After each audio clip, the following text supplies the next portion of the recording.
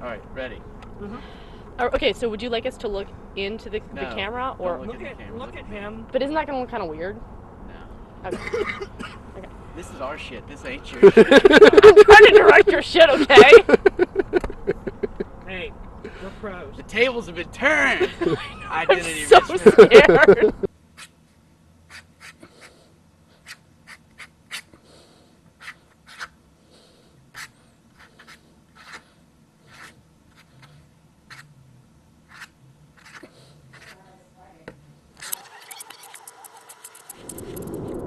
I'm Sarah, Tab.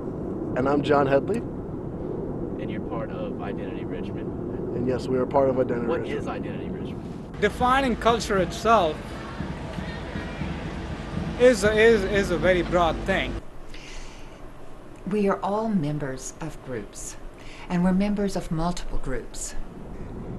Identity Richmond is an independent documentary project in which we sort of get to stalk the various subcultures in Richmond. So we get to follow them around, learn about who they are and why people choose to socialize with who they hang out with.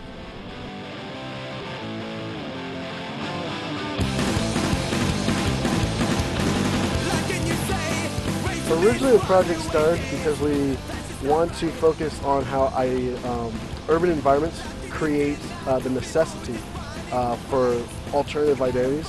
You know, you need a social identity for maybe when you're at work, and you need kind of a more personal identity when you're with your friends, and sometimes those different identities are very, very different.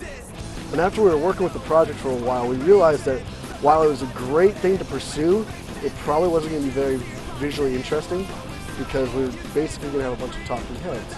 So then a lot of identity, a lot of your identity formation is something that happens internally. So we knew that we had to find a way to really show that sort of change that, you know, someone makes when they decide to take on something that's different from their normal personality on camera. So that's kind of how we came up with the solution to document subcultures. Mm-hmm. What's been one of the most interesting subcultures that you've had in your project?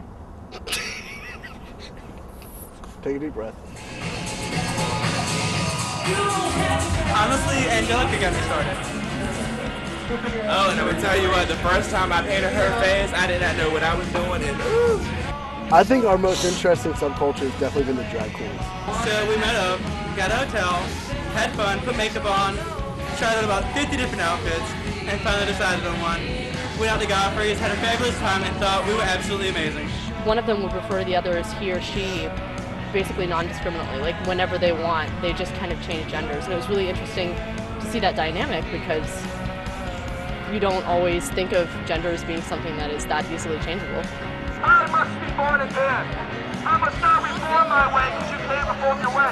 And I know you see yourself. I'm going to rip my chest off. I would define counterculture as a statement of dissent coupled with a niche interest.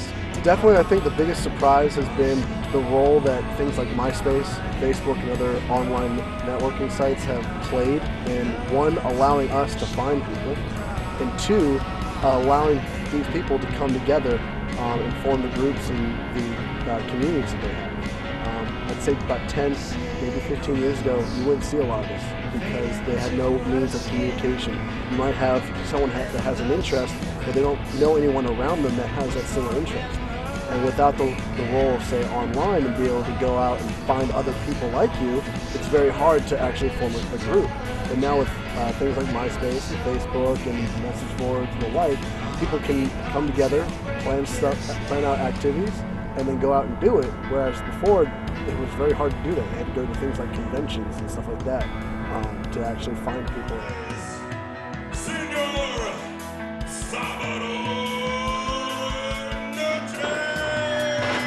One of the things that I've been really surprised by is just kind of having that experience of taking out your camera and having people instantly being interested in talking to you. I never thought that that would happen. I mean, just especially some of the groups that we've been working with are just, you know, culturally like very shy and have still been really open and willing to talk to us, and that's definitely made our project better, just people being willing and open. It was started by a group of guys who really enjoyed wrestling.